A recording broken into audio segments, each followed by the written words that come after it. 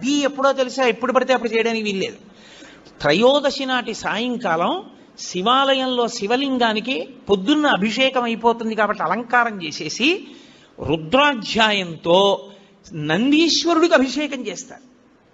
అభిషేకం చేసి నంది మూర్తినంతటినీ కడిగి అలంకారం చేసి చందనం బొట్టు పెట్టి నందీశ్వరుడికి శివలింగానికి ఏకకాలంలో హారతిత్తితే సమస్త దోషములు ఉపశాంతి పొందుతాయి.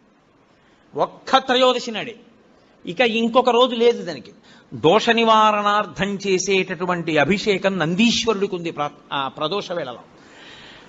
జాతకంలో వచ్చేటటువంటి అంత గొప్ప గొప్ప దోషాల్ని కూడా నివృత్తి చెయ్యగలిగిన శక్తి ఎక్కడ పటమరిస్తుందంటే శివాలయంలో పటమరిస్తుంది. అందుకే త్రయోదశి అభిషేకము అంటారు.